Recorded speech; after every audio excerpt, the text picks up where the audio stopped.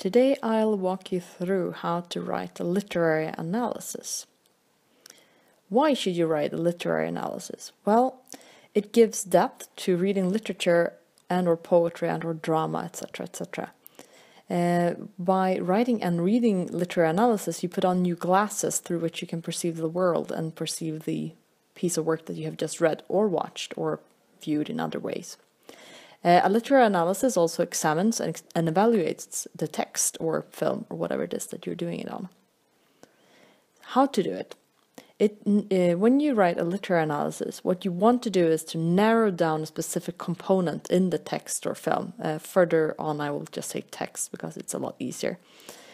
It could be how images are used in poetry. It could be how a character's attitude is towards men or women or children or animals or other things, based on his or her or its actions or dialogue. It could be how hate or love or horror is portrayed. It could be an ideological perspective in the text, or it could be, for instance, postmodernist characteristics. How to find a theme. When you read a text, you have to read very, very carefully. Often you have to read twice, and I know that being a student, you don't usually have time to read anything twice, but you should try to read at least very carefully. When you read, you need to think about what it is you find interesting. What is significant in the text? Focus on what you find interesting. That will make a lot more. That will make an analysis that is a lot more interesting, both to write and to read. When you think you have an answer to what you find interesting or significant, your conclusion, that is your thesis statement. A thesis statement should not be an obvious one, so you have to think about it carefully.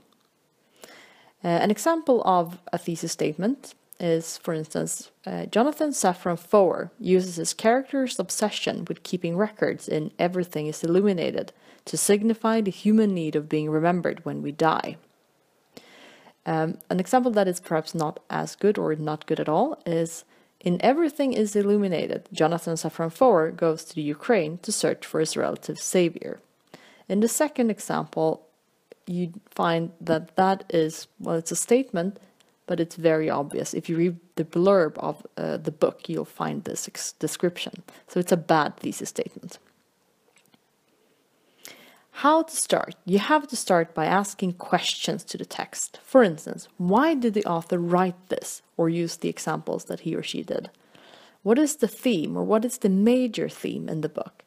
Are symbols used? Which and how? How can they be interpreted? Can they be interpreted in different ways? How are the characters developed? How can this be seen in the text? What do the characters learn, or don't they learn anything? How is style relevant to content, for example, postmodernist characteristics? When you think you have an answer, you formulate your thesis statement. For instance, the example I used before.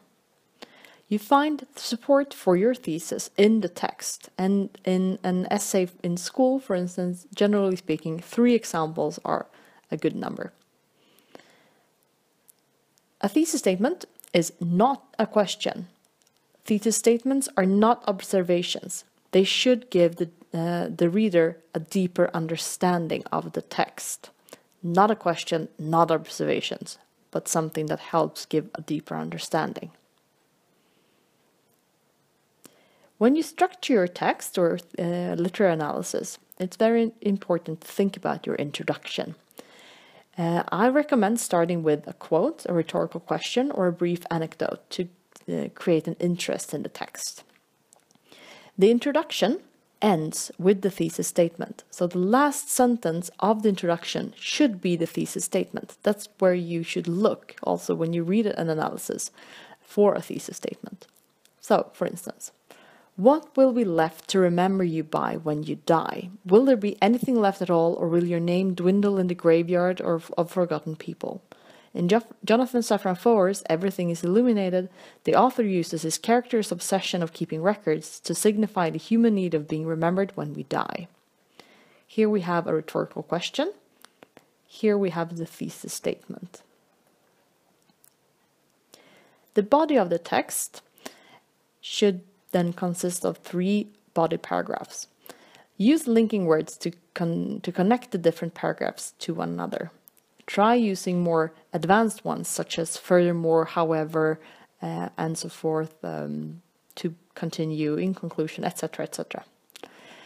In your body, you only answer your thesis. That's very important. Even if you find a lot of other very interesting examples to use that are not connected to your thesis, you have to skip those. Then you write another analysis in that case.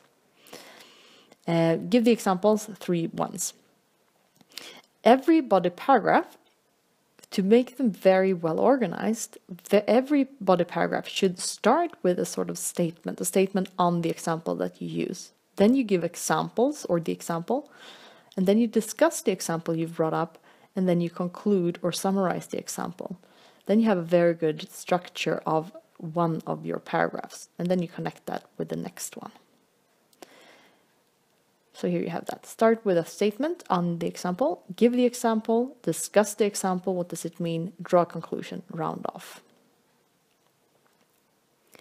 The conclusion of your text should be a rather short paragraph. You summarize the main points that you've drawn from your examples.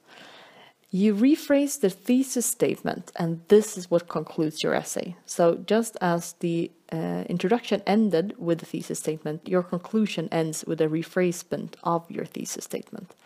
So this is the original, and here is a rephrased version. By giving his characters an obsession of keeping records, Jonathan Safran Foer manages to illuminate the very essence of every human being's need of being remembered after passing away. If you want to practice thinking about how to write the literary analysis, you can listen further on. Otherwise, you can pause here. Read the poem and Aunt Jennifer's Tigers by Adrian Rich, and then read the literary analysis on it and do the exercises. There is a literary analysis if you search online, for instance. There are many literary analyses of this poem. Here is the poem. Aunt Jennifer's Tigers by Adrian Rich, 1951.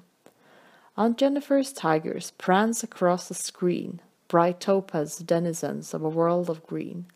They do not fear the men beneath the tree. They pace in sleek chivalric certainty. Aunt Jennifer's fingers fluttering through her wool find even the ivory needle hard to pull. The massive weight of Uncle's wedding band sits heavily upon Aunt Jennifer's hand. When Aunt is dead, her terrified hands will lie, still ringed with the ordeals she was mastered by.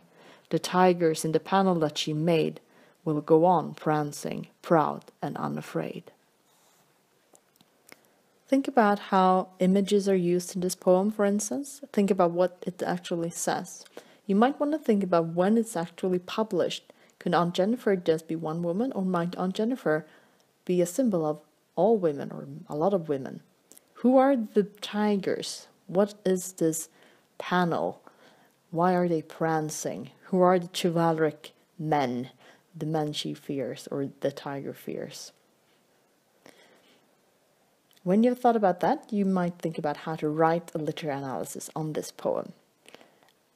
If you do not want to write a literary analysis on this poem, that is absolutely fine, and I thank you very much for listening.